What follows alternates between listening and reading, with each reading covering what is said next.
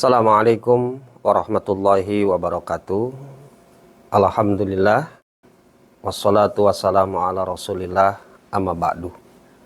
Sahabat Tauhid, sahabat Muslim dimanapun berada, bersyukur kepada Allah, salawat dan doa teriring kepada baginda Nabi Muhammad Rasulullah Sallallahu Alaihi Wasallam.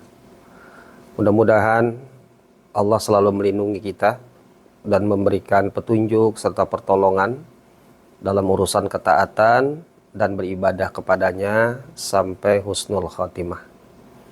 Saudaraku, ada ayat yang disebutkan oleh Allah di dalam Al-Quran, surat Al-Jumu'ah, ayatnya ayat 2. Ayat ini adalah ayat yang menegaskan bahwa tugas dari Nabi Muhammad Rasulullah Sallallahu Alaihi Wasallam adalah membangun peradaban manusia.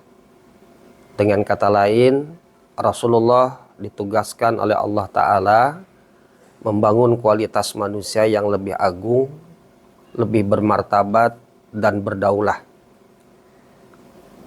Allah menegaskan di dalam ayat tersebut, "Walladzi ba'atsa fil ummiyina rasulam minhum yatslu 'alaihim ayatihi wa yuzakkihim wa yu'allimuhumul kitaba wal hikmah wa in kanu min qablu lafi dhalalim mubin." Ada 3 hal yang diangkat di dalam ayat tersebut yang berkaitan dengan persoalan bagaimana Rasulullah Shallallahu Alaihi Wasallam membangun peradaban manusia. Semuanya bermuara adalah tentang tarbiyah. Tidak ada peradaban yang dibangun oleh Rasulullah dalam Islam ini kecuali diawali dengan sebuah tarbiyah atau sebuah pembinaan. Nah, ayat ini memiliki makna yang cukup substansi, yaitu proses pembinaan dari Nabi kepada manusia. Ada trilogi tarbiyah yang disebutkan oleh Allah di dalam Al-Quran. Yang pertama, di dalam ayat itu Allah menegaskan proses tarbiyah itu diawali tilawah. Kemudian yang kedua adalah tazkiyah. Dan yang ketiga adalah ta'limah. 3 hal inilah yang disebut dalam bahasa pendidikan yang disebut trilogi pendidikan. Ketika manusia tidak mengalami proses pembinaan yang tadi disebutkan di dalam ayat, maka manusia itu disebutkan oleh Allah mengalami satu masa yaitu masa jahiliyah atau kesesatan yang nyata. Untuk itulah proses daripada membangun sebuah peradaban manusia itu Allah mengawali dengan tugas dari Nabi Muhammad yaitu at-tilawah. At-tilawah itu artinya membacakan ayat-ayat Allah. Apa yang dibacakan Allah, yang dibacakan oleh Nabi kepada manusia, yaitu yatslu alaihim ayatihi, membacakan ayat-ayat Allah.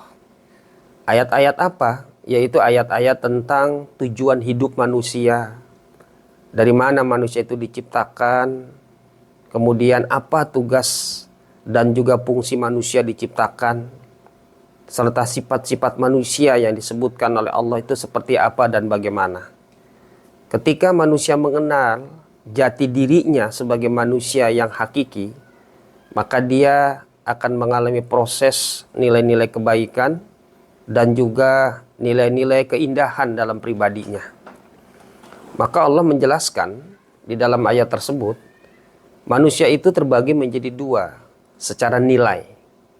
Pertama disebutkan adalah innalladzina kafaru min ahlil kitabi wal musyrikina fi nari jahannama khalidina fiha ulaika hum syarrul bariyah.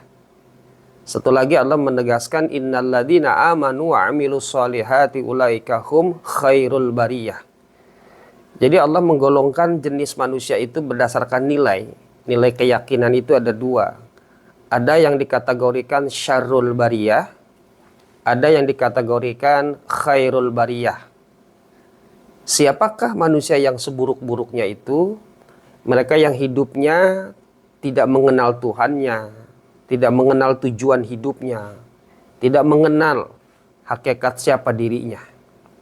Sedangkan manusia yang paling terbaik yaitu manusia yang mengenal dirinya, mengenal tujuan hidupnya, dan apa kewajiban-kewajiban yang harus dilakukan sebagai manusia. Itulah Rasulullah membacakan ayat-ayat itu. Kemudian ayat-ayat yang dibacakan oleh Rasulullah juga adalah mengenai tentang hakikat daripada Allah itu siapa. Harus bagaimana kita sebagai hamba kepada Allah sebagai zat yang menciptakannya. Kemudian yang kedua, setelah dibacakan ayat-ayat Allah kepada manusia supaya mereka ingat, supaya mereka itu adalah paham, maka Allah memberikan tugas kepada Nabi Muhammad itu mentazkiyah. Tazkiyah itu adalah membersihkan seluruh orientasi nilai-nilai tujuan hidupnya itu untuk kemana dan buat apa. Maka Allah menjelaskan di dalam beberapa ayat bahwa hakikat tujuan hidup manusia itu semuanya harus berorientasi kepada Allah dan akhirat. Makanya bagi orang yang beriman kepada Allah Subhanahu wa taala, selalu mengedepankan akhirat itu adalah tujuan utama dan intinya. Wal akhiratu khairul laka minal ula wal akhiratu khairu wa abqa. Akhirat itu adalah tujuan utama yang harus kita kedepankan. Kenapa? Karena akhirat itu adalah kekal dibandingkan dunia yang kita tinggalkan saat ini. Jadi yang disebut tazkiyah itu adalah menyempurnakan jati diri manusia melalui akhlak, melalui pergaulan-pergaulan yang dijalankannya setiap harinya oleh manusia itu sendiri. Salah satu tugas inti Nabi Muhammad juga menyempurnakan akhlak manusia. Innama bu'istu liutammima makarimal akhlak. Aku diutus untuk menyempurnakan, memperbaiki akhlak yang terpuji. Jadi akhlak yang sudah ada itu sebelumnya adalah akhlak yang mamdudah, akhlak yang tercela. Manusia itu bisa terjerumus menjadi akhlak seperti binatang, bisa menjadi setan. Tapi begitu Islam datang, Quran menjadi sebuah sumber kehidupan, maka perilaku dan pola kehidupan mereka itu total berubah menjadi perilaku yang baik. Itulah Rasulullah Shallallahu Alaihi Wasallam membersihkan jati diri manusia itu dengan akhlakul karimah.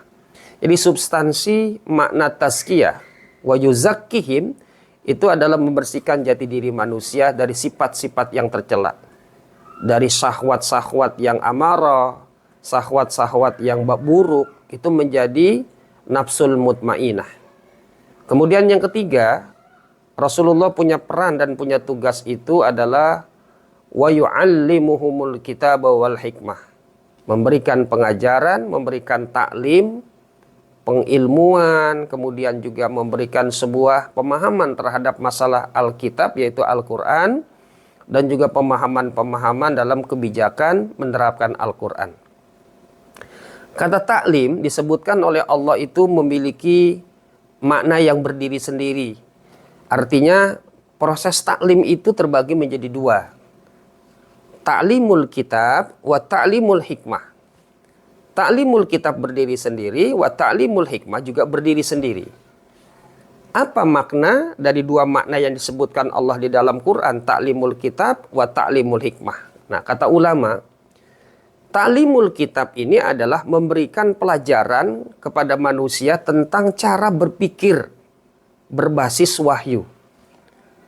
Bagaimana cara mereka itu berpikir, bertindak, yaitu sesuai dengan wahyu ilahi. Itulah yang disebut Allah di dalam Al-Quran bahwa Al-Quran itu adalah pembimbing dan menjadikan hudan wa bayinat dalam kehidupan. Sedangkan hikmah itu kaitannya adalah berbicara cara mempraktekkan wahyu atau ilmu Al-Quran itu dengan tepat dan benar. Dengan tepat dan benar. Jadi kalau hikmah itu berbicara tentang aplikatifnya, berbentuk sebuah sebuah keputusan, sebuah cara menerapkan Al-Quran. Kalau Al-Quran ta'limul kitabnya itu adalah substansinya berbicara pijakan. Cara kita ini berilmu, bersandarkan dalam sebuah dalil dengan Al-Quran. Nah, tiga inilah yang membuat peradaban manusia itu maju, bermartabat, berdaulah, dan mulia, baik di hadapan Allah maupun di hadapan manusia. Satu hal lagi yang menjadi sebuah tugas Nabi Muhammad yang sangat berat, namun memberikan dampak yang sangat luar biasa, itu adalah takwinul ummah, yaitu membentuk kader penerus dalam sebuah pergerakan risalah Islam. Ini substansi dan inilah peran yang sangat berat yang dijalankan oleh baginda Nabi Muhammad Rasulullah Shallallahu Alaihi Wasallam. Kalau tadi surat Al-Jumu'ah itu adalah merupakan tugas kenabian, tapi kalau surat Ali Imran ayat 105, wal takum minkum ummatu yad'una ilal khair wa ya'muruna bil ma'ruf wa yanhauna 'anil munkar wa ulaika humul muflihun. Kalau Al-Jumu'ah ayat 2 itu tugas kenabian, tapi kalau Ali Imran ayat 105 ini adalah tugas ummah. Bagaimana umat itu melanjutkan risalah kenabian itu melalui sebuah pembentukan kader-kader dakwah. Al-ummah bermakna adalah rojul dakwah, yaitu adalah generasi-generasi yang bisa meneruskan risalah dakwah dari Nabi Muhammad. Meskipun Nabi Muhammad itu sudah wafat, kita berbeda zaman, berbeda generasi, tapi perintah dan kewajiban menegakkan risalah akan terus hidup sampai kapanpun. Tidak pernah mati dan tidak pernah putus, meskipun Rasulullah itu sudah tidak ada. Maka untuk melanjutkan estafet perjuangan dan dakwah inilah diperintahkan bagi umat-umat yang belakangan setelah Nabi Muhammad, yaitu adalah membentuk umat. Umat itu artinya jamaah. Dan substansi jamaah itu di dalamnya ada kader. Kader itu siapa? Kader itu adalah orang yang dibina, dididik, disiapkan untuk melanjutkan risalah. Nah, kalau bicara kader, pasti kader itu bermakna itu adalah fatayat. Kalau disebut kata kader itu kan pasti kita berpikir substansinya itu adalah pasti anak-anak muda. Tidak mungkin orang yang sudah tua dan berumur. Karena kalau disebut kader itu pasti maknanya pengganti. Dan kalau pengganti itu adalah yang menggantikan yang sudah tidak berfungsi atau yang tidak berjalan secara maksimal. Selalu dalam konteks sebuah pergerakan dakwah itu, yang namanya kader selalu identik dengan fatayat, yaitu anak-anak muda. Kenapa? Karena memang anak muda inilah yang berperan akan melanjutkan estafet perjuangan risalah dakwah menegakkan tauhid. Saudaraku, mudah-mudahan kita menjadi orang-orang yang insya Allah memegang amanah dakwah ini dengan sebaik-baiknya. Dan Islam ini sangat bergantung dengan kader-kader anak-anak muda yang memiliki tanggung jawab. Semoga bermanfaat dan Allah menolong kita. Assalamualaikum warahmatullahi wabarakatuh.